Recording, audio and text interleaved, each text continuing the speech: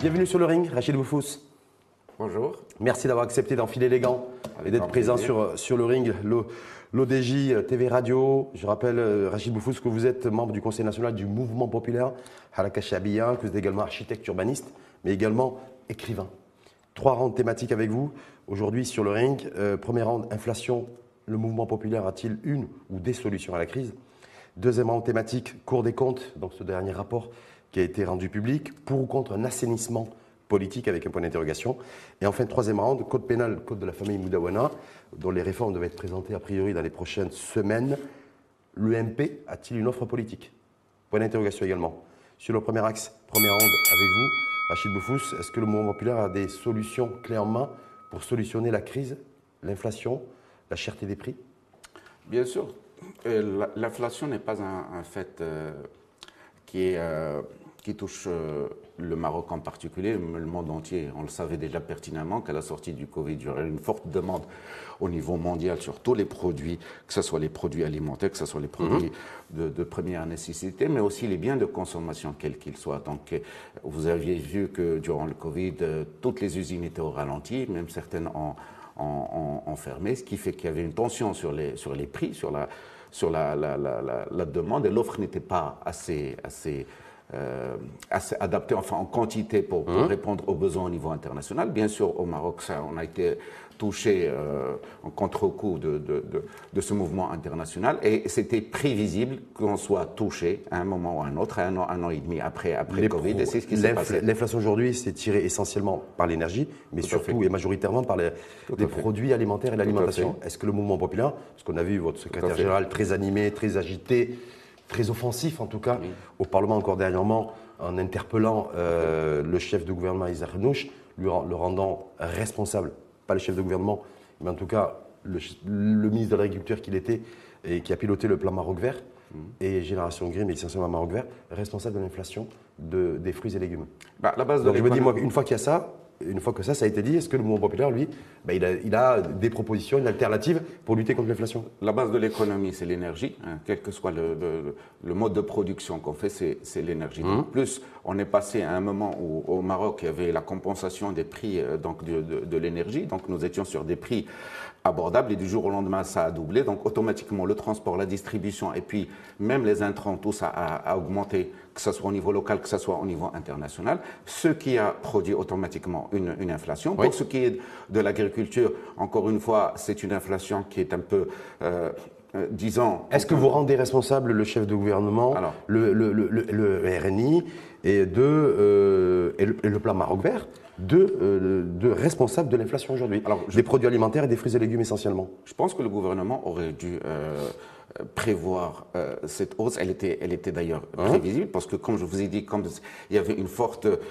tension sur les demandes à l'échelle internationale, donc normal que les produits alimentaires au Maroc, qui étaient en majorité donc destinés à l'exportation, soient très demandés par les marchés internationaux, ce qui fait qu'on n'a pas laissé assez de quantité commercialisée, parce que les agriculteurs, ils vont trouver plus simple de vendre à l'international parce que les prix sont plus élevés que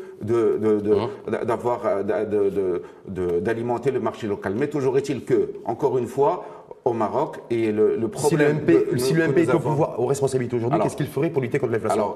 Concrètement. D'abord, pour lutter contre l'inflation sur les produits agricoles, c'est simple. D'abord, il faut réformer le DAER de 1962 sur les marchés de gros et sur les mandataires des marchés de gros, d'accord, qui eux, aujourd'hui, c'est eux qui tirent les prix vers le haut, parce que l'agriculteur, lui, ses conditions n'ont pas changé. Ils vendent toujours sa même marchandise au même prix, mais dans le marché, c'est-à-dire quand on arrive sur les marchés de détail... Donc le mouvement populaire, ce qu'il aurait fait, c'est qu'il aurait réduit, voire supprimé le nombre d'intermédiaires au niveau des marchés de gros et de tout l'écosystème. C'est ça que vous auriez fait. Il faut réformer aujourd'hui ce DAER sur les mandataires et sur les marchés de gros. Il faut réactiver un plan qui a été décidé il y a quelques 7 ans sur les centrales d'achat régionales de produits agricoles. Et il faut, bien sûr, le plus important, c'est de rétablir un contrôle et une surveillance des prix, donc dans tous les marchés, ce qui existait depuis 1000 ans. C'est historique. Hein, la fonction de muhtasib était là pour vérifier justement, pour contrôler les prix. Cette fonction s'est dépréciée avec le temps. C'était d'abord pour s'assurer de l'approvisionnement. Non, pas simplement. Mais d'abord, la mission première des prix. Contrôler les prix. Aujourd'hui, tous les jours au Maroc, il y a une fiche qui part de toutes les provinces sur les prix des produits de première nécessité vers le ministre de l'Intérieur et vers le chef du gouvernement. Donc, ils connaissent la variation des prix sur les marchés, mais il faut qu'ils agissent à travers ces responsables locaux, ces responsables régionaux, à travers les autorités locales, pour surveiller. Donc, c'est ça que vous reprochez, en fait, les prix. C'est ce que vous reprochez au gouvernement. Oui, sur ça. Oui. Sur le contrôle de prix aujourd'hui qui n'existe pas, mais aussi sur la déstructuration du monde agricole généré par le projet de Maroc Vert, parce qu'encore une fois, le plan Maroc Vert est à la base une bonne idée, mais il a surtout favorisé les grands propriétaires terriens. Au détriment des petits propriétaires qui restent encore sur des cultures vivrières, sur des cultures assez. Si je vous dis que le mouvement populaire qui a participé à de nombreuses coalitions gouvernementales et majoritaires a toujours voté le budget pour le plan Maroc Vert. Et valeur aujourd'hui, vous avez votre secrétaire général, Si Mohamed Ouzine, et vous-même encore aujourd'hui, ici dans ce studio, l'ODJ TV Radio, qui critiquait Maroc Vert alors que vous avez voté le budget. Et que pendant toutes ces années, je rappelle que Maroc Vert a démarré en 2008. Pendant toutes ces années, vous n'avez jamais critiqué le plan Maroc Vert. Il a fallu que et depuis quelques semaines, vous n'arrêtez pas de critiquer le plan Maroc Vert. Et vous le rendez responsable de l'inflation. On critique un plan quand il arrive à maturité et quand on doit justement en tirer les conséquences. Aujourd'hui, on tire les conséquences du plan Maroc Vert et puis on voit qu'il n'a pas rempli entièrement ses objectifs. Il a rempli ses objectifs pour une part des grands propriétaires terriens, mais pas sur l'agriculteur. Que le plan Maroc Vert visait à augmenter les revenus, à améliorer la productivité, qui aujourd'hui n'est pas au rendez-vous. C'est la productivité, en tout cas, je ne sais pas, mais juste Rachid Boufouz sur le fait que le gouvernement, le chef de gouvernement, il n'y a pas très longtemps, il y a 2 semaines au Parlement, séance mensuelle orale consacrée à la cherté de la vie, a dit que l'année 2022 a été l'année la plus chaude et la plus caniculaire depuis 40 ans. Pas simplement au Maroc. En tout cas, il a parlé du Maroc et que ça, c'était un critère et un paramètre extrêmement important dans la flambée, l'inflation aussi des prix des fruits et légumes, il y a une réduction aussi des zones irriguées. Le changement climatique ne date pas d'aujourd'hui. On sait très bien qu'on est passé de 1000 mètres cubes par habitant par an au Maroc à moins de 500 mètres cubes par habitant. Donc nous sommes rentrés de plein fouet de plein pied dans le stress hydrique, alors que nous continuons, grâce à Maroc Vert, encore une fois, à exporter l'eau que nous n'avons plus à travers justement les fruits rouges, à travers les tomates. Est-ce qu'il doit y avoir un débat parce que tous les pays importent de l'eau, exportent de l'eau, exportent de l'eau, exportent de l'eau. Est-ce que c'est pas facile? Est-ce que ça a du sens politiquement de le critiquer ça? Des pays comme l'Espagne ont réduit justement les exportations de tomates. Par contre, nous avons été aujourd'hui, nous sommes l'un des plus gros exportateurs de tomates au monde. Donc et la tomate, c'est 3/4, c'est de l'eau, et de l'eau que nous n'avons plus. Donc, et je pense qu'il faut diversifier les cultures vers d'autres cultures, par exemple sur les céréales et sur les oléagineux, où nous sommes très faibles, et où la qualité de la géographie et de la terre marocaine encourage justement la culture de l'olivier, etc. Alors que l'Espagne qui est à côté le fait, nous ne le faisons pas, alors que nous devons le faire. Ouais, mais certains spécialistes, en tout cas, et pas des politiques, disent qu'il faut mieux optimiser l'utilisation de l'eau et qu'on pourrait continuer à cultiver à la fois de la tomate et à la fois de je ne pense pas qu'on puisse continuer à cultiver de la tomate. Encore une fois, les cultures comme l'avocat qui consomment énormément d'eau doivent être réduites pour préserver justement vous avez fait référence à notre voisin ibérique, de l'autre côté de l'Espagne, qui est frappé de plein feu par la canicule, par des fortes températures, et qui produit énormément et exporte énormément d'avocats. Donc, malgré les tensions hydriques, un pays comme l'Espagne produit beaucoup d'avocats. C'est pas la nôtre. Nous voyons par exemple. En tout cas, vous appelez à ce que. Nous, par rapport à notre population, nous militons pour une stabilité des zones rurales, parce qu'encore une fois, si on continue à encourager justement ces cultures qui consomment beaucoup d'eau, on aura des gens qui ne vont plus trouver d'eau à boire, et puis ils vont migrer de toutes les façons vers les zones urbaines. On est à plus de 60% d'habitants en milieu urbain. On ne peut pas aujourd'hui faire fi de notre monde rural qui est vital pour le Maroc. Donc ça veut dire moins de tomates à produire, moins de tomates à exporter, moins de tomates à consommer pour les. Il y a d'autres cultures, qu'il faut encourager, encore une fois, et des cultures pérennes et des cultures qui ne consomment pas beaucoup d'eau. Et on est dans un pays qui subit un stress hydrique. Il faut en prendre la conséquence. Il y a 2 ans, j'avais milité justement pour la réduction des fermes intensives de palmiers dattiers dans le sud marocain, parce que, encore une fois, ces fermes intensives, même si elles produisent des dattes, etc., elles épuisent les nappes phréatiques. Et nous avons des oasis aujourd'hui qui meurent à cause justement de la prolifération de ces fermes intensives dans le Tafilelt. Juste en guise de conclusion, lorsque vous tenez effectivement le même discours, la même ligne politique et les mêmes éléments de langage que Si Mohamed Ouzine, et savez, moi je suis pas Izarnouch, mais ce qui a évalué Si Mohamed Ouzine au Parlement lorsqu'il s'est exprimé de la sorte en critiquant le plan Maroc Vert et le rendant responsable de l'inflation, c'est que le chef de gouvernement l'a taxé de populiste. Oui, parce qu'encore une fois, le chef du gouvernement, malheureusement, au lieu de répondre aux remarques pertinentes de notre secrétaire général, c'est Ouzine, qui voulait juste informer le public marocain sur les politiques publiques au Maroc, notamment il a menacé le chef de gouvernement de créer une commission d'enquête parlementaire pour faire une évaluation du plan Maroc Vert. On n'invective pas le Premier ministre, mais nous avons un devoir d'information, le Premier ministre est aussi dans ce même registre, un devoir d'information vis-à-vis du public et des citoyens marocains, et aussi des électeurs. Il ne faut pas oublier qu'il y a beaucoup de gens qui ont voté aussi pour lui, donc il a un devoir d'information, ce qu'il n'a pas aujourd'hui, ce qu'il ne fabrique, ce qu'il n'active pas. Et nous avons demandé la création de ces commissions d'enquête pour informer le citoyen sur le plan Maroc Vert et sur aussi la politique des hydrocarbures au Maroc. En tout cas, vous n'êtes pas suffisamment nombreux, donc il n'y aura pas de commission d'enquête parlementaire pour demander une évaluation express. Mais c'est déjà du plan Maroc Vert a priori. Ça a le mérite d'être posé sur la place publique, qu'on ait au moins un débat public sur ces questions stratégiques qui touchent à la vie au quotidien des Marocains. On remarque que le Premier ministre évite de répondre positivement à ces demandes. Tant pis pour lui et tant pis pour nous qui posons cette question. Deuxième round, Rachid Boufous avec vous sur le ring, l'ODJ, TV Radio. Deuxième round, Cour des comptes, donc ce rapport qui a été rendu public il y a 2 semaines, d'ailleurs pour être précis, pour ou contre un assainissement politique, compte tenu qu'il y a quelques milliers, un peu plus de 5000 élus locaux, territoriaux, régionaux, rattachés aux collectivités locales qui sont soupçonnés fortement de dilapidation des deniers publics, de mauvaise gestion et de mauvaise gouvernance d'argent public. Non seulement on est pour l'assainissement de la vie publique au Maroc, mais en plus on demande à ce que la loi soit appliquée. Il y a une loi pour la déclaration des biens publics. Aujourd'hui, il y a des déclarations du patrimoine.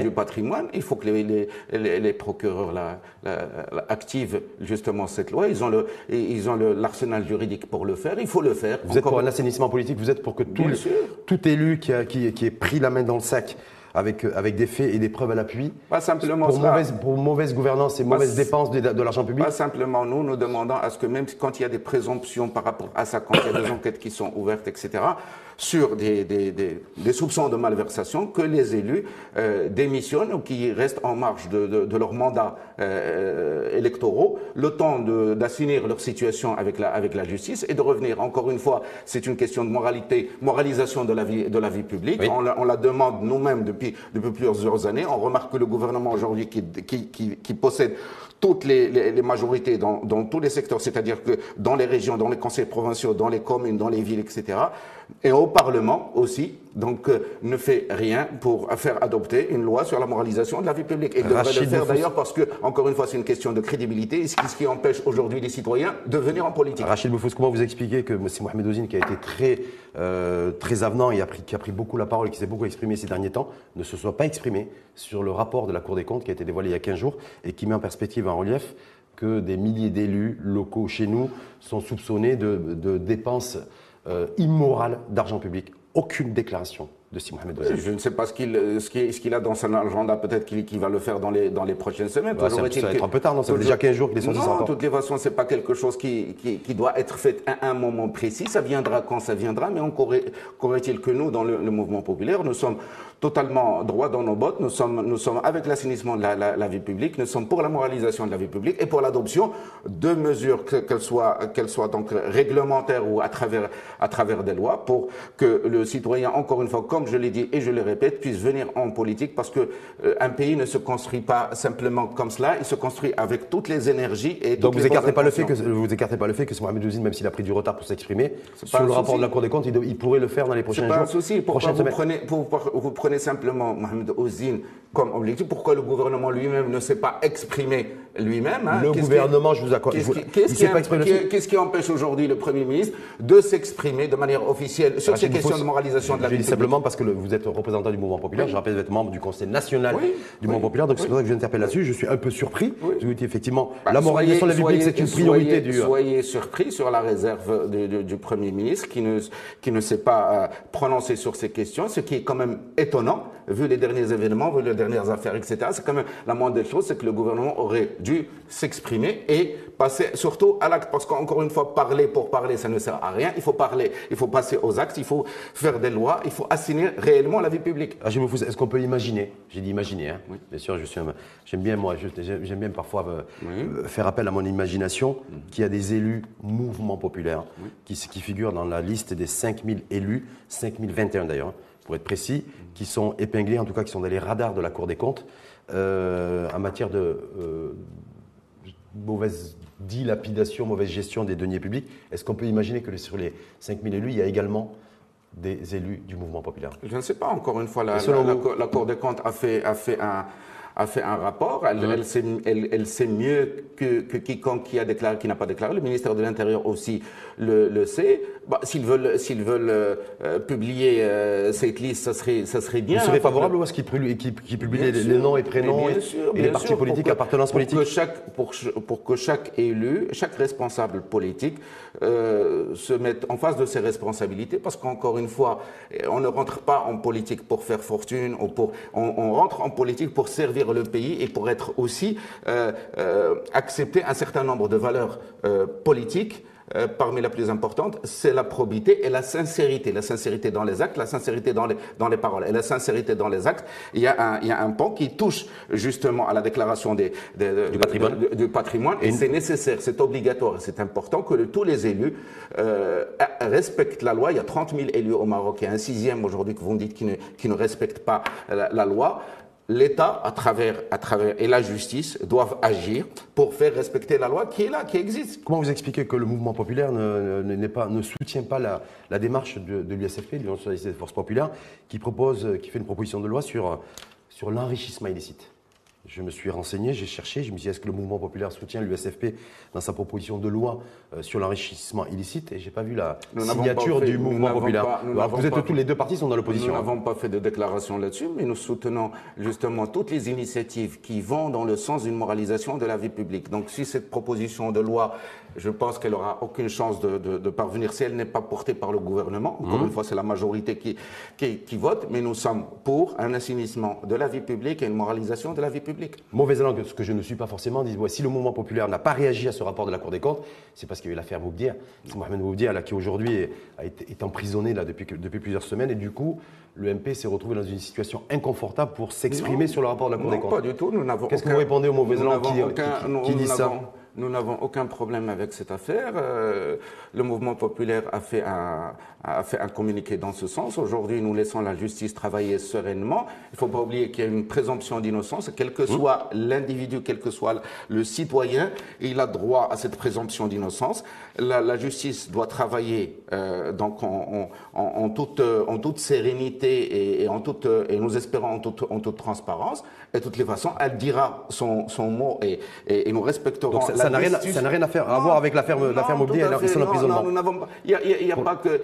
Vous savez, cette histoire de moralisation de la vie publique, elle ne touche pas le mouvement populaire en particulier. Elle touche tous les partis politiques. Et encore une fois, il est temps que tous les partis politiques signent un gentleman agreement entre eux qui disent que toutes les personnes qui sont devant la justice ou qui ont des problèmes avec la justice devraient se mettre en marge des partis politiques et de l'action politique et publique pour aller régler d'abord leurs problèmes avec la justice et de revenir. Et c'est le cas d'ailleurs, je crois savoir, c'est Mohamed Moubdia. On passe au troisième round. Thématique, code pénal, Moudawana, code de la famille, réforme qui devrait être annoncée dans les prochains jours. C'est vrai. Wahbi, un ministre en charge de la justice, il n'arrête pas de faire des sorties, y compris le week-end, en s'exprimant sur la réforme du code pénal, les enjeux du code de la famille. Vous avez vu ce chiffre qui est tombé dans la semaine, 800 divorces d'ailleurs par jour chez nous. Voilà, donc c'est beaucoup de choses. Alors, la question qui vous est posée, Rachid Boufous, code pénal, code de la famille, le mouvement populaire a-t-il une offre politique concrète dans la perspective de la réforme à la fois du code pénal et à la fois de la Moudawana? Par rapport au code pénal, il y a un certain nombre d'articles qui doivent être revus, qui doivent être corrigés, allant des droits de l'homme, allant des libertés publiques, encore une fois. Et nous avons des positions assez claires sur ça. Il faut travailler sur les droits de l'homme, il faut travailler sur les libertés publiques des citoyens. On doit être un peu souple, laisser les citoyens un peu vivre. Hein, c'est-à-dire vivre leur sexualité. Vivre tôt. Comme il l'entend. C'est ça, pour être précis. Il y a l'article 490, par exemple, sur le code pénal, criminalisant les relations sexuelles en mariage. Quand il y a deux adultes consentants, l'État n'a rien à faire entre eux. Ils sont responsables devant la loi. Du moment qu'ils ne touchent pas aux libertés d'autrui, je pense qu'il faut les laisser tranquilles. Et voilà, la position politique du mouvement populaire, c'est quoi? C'est de dire de décriminaliser. C'est cet article 490. Ça ne sert à rien d'envoyer les gens en prison parce qu'ils sont partis ensemble. Ça ne sert à rien. Bien sûr, il faut respecter la moralité publique, il faut respecter les valeurs de notre religion. On n'est pas dans les pays nordiques, mais toujours est-il que il faut préserver et il faut permettre aux gens de vivre leur vie normale sans contrainte judiciaire ou policière. Donc la position du mouvement politique sur le code pénal, en tout cas sur l'article 490, oui, nous on est pour ça ne sert à rien d'emprisonner des personnes adultes consentantes qui ont des relations intimes. Ça ne sert à rien d'envoyer des gens en prison, vu déjà les prisons on est plus de 90 000 détenus aujourd'hui, et on sait très bien que même sur ces questions de droit et de liberté, ne sommes que pour la liberté provisoire, encore avec des garanties apportées à la justice, comme il se fait dans les pays européens, parce que, encore une fois, plus de 40% des gens détenus n'ont rien à faire dans les prisons, parce qu'ils sont détenus provisoirement le temps qu'ils soient jugés, mais du moment qu'ils n'ont pas commis de crimes de sang, etc., je pense qu'ils n'ont rien à faire dans les prisons et doivent rester en dehors avec des garanties, peut-être avec des cautions, avec des bracelets électroniques, avec des choses. C'est d'actualité, apparemment, c'est sur le bureau du chef de gouvernement. C'est ce qu'il faudrait faire. Sur les peines alternatives. Moi, ce que je veux juste revenir, c'est sur la réforme du code pénal. Bon, si Wahbi fait des sorties, effectivement, vous l'avez dit, même parfois abracadabrantes, hein, et il dit que c'est son parti qui va, ou le gouvernement, il va changer carrément l'histoire du Maroc, ce qui est complètement aberrant comme déclaration, mais toujours est-il que il faut nettoyer le code pénal, il faut permettre aussi aux juges de juger selon des lois claires. Je peux parler sur notre cas, nous en tant qu'architectes urbanistes, les intervenants dans le bâtiment aujourd'hui, c'est ce que nous demandons à la justice, c'est pour déterminer l'activité, la responsabilité de chaque intervenant, que ce soit l'architecte, l'ingénieur, le maître d'ouvrage, l'entreprise dans un chantier. Aujourd'hui, on ramasse tout le monde et on met tout le monde en prison et on mélange les responsabilités. Je pense qu'il faut clarifier, que ce soit dans notre domaine ou dans d'autres domaines, et ça suppose un vrai travail législatif au Parlement, et ça revient encore une fois à la compétence des parlementaires de le faire. Rachid Boufous, il y a, concernant la perspective d'une réforme de fond, en tout cas, de la Moudawana, dernière réforme, je le rappelle, en date de 2004, donc ça fait quand même 18-19 ans, sur ce fameux sujet aussi. Alors je pense que la femme Haraki d'ailleurs est engagée aussi là-dessus, sur égalité ou pas en matière d'héritage entre les hommes et les femmes. Est-ce que le MP a une position tranchée là-dessus? Vous savez, cette question d'héritage, je le reviens parce que, encore une fois, c'est un faux débat. Il y a un conseil supérieur des ulama dans lequel il y a des personnalités très doctes dans ce domaine. On leur laisse sous la supervision du commandeur des croyants de légiférer sur ces questions. Toujours est-il qu'il y a des problèmes sociaux, il y a des problèmes aujourd'hui liés à l'héritage, liés à la condition des femmes, liés au fait qu'aujourd'hui les femmes ne sont pas tutrices de leurs enfants, elles ne peuvent pas aujourd'hui donner leur nom à leurs enfants, ne peuvent pas se remarier quand elles ont des enfants en bas âge, elles peuvent se remarier, mais la garde de leurs enfants leur est soustraite et confiée aux enfants. C'est ce que prévoit la loi, en tout cas. Ce que je dis, c'est que l'éducation des enfants, ce sont les femmes qui le Sur l'héritage, égalité, équité, est-ce que le mouvement populaire a tranché là-dessus, a une position ferme ou pas? Nous sommes pour l'ijtihad, nous sommes pour une évolution justement de ce statut, pour permettre à tout un chacun d'avoir ses droits à un moment où la femme travaille, ce n'est plus la condition, la femme a évolué dans sa condition sociale du premier temps du prophète. Donc vous êtes favorable. Vous êtes favorable.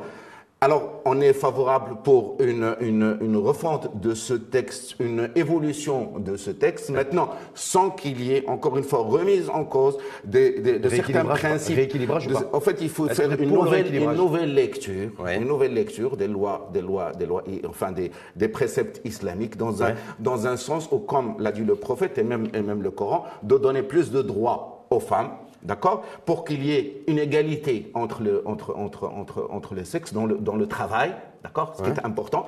C'est sur ces questions-là de droit d'accès au travail, d'égalité dans la rémunération. D'autonomisation, en fait. Vous êtes sur l'autonomisation des femmes. Bien sûr, parce qu'encore une fois, ce qu'on ne sait moins, c'est que les femmes sont de vrais chefs de famille. Et elles se sont, elles, qui vraiment, c'est sur lesquelles qu'est basée la stabilité de notre pays, au fait. Autre sujet, autre enjeu pour les mouvements militantes féministes et grosse attente aussi. Alors, c'est intéressant de connaître la position politique du mouvement populaire sur le mariage des mineurs. On sait qu'il y a les dérogations, entre 12, 13, 14, 15 000, 17 000 dérogations qui sont octroyées par des juges sur l'ensemble du territoire tous les ans. Oui. Est-ce que le mouvement populaire a une position claire, tranchée sur pour ou contre le mariage des mineurs et pour ou contre les dérogations qui sont attribuées? Bien que traditionnellement, le mouvement populaire représente tout l'arrière-pays rural, etc., où ces pratiques sont le plus développées, développées. Toujours est-il que nous sommes contre le mariage des mineurs. Nous sommes contre l'octroi des dérogations aux juges pour qu'ils permettent justement ce mariage des mineurs, parce qu'encore une fois, nous avons signé des conventions internationales.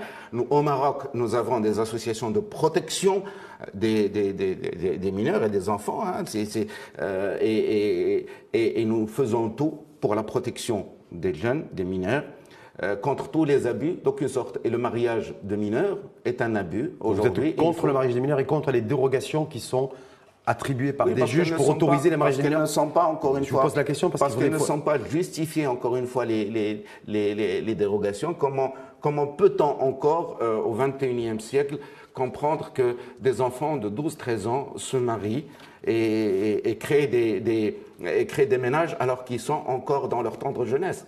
C'est impensable. Driss Intissi, vous connaissez? Président du groupe parlementaire Mouvement populaire à la Première Chambre. Oui. Vous pensez la même chose? Vous êtes aligné idéologiquement avec lui? Oui, de toute façon, s'il exprime je vous dis ça parce qu'il a émis des réserves, lui, sur les dérogations attribuées par des juges, considérant que une femme dans le monde rural n'est pas une femme dans le monde urbain. C'est-à-dire une mineure de 14-15 ans dans le monde rural, ce n'est pas une jeune fille de 15-16 ans dans le monde urbain.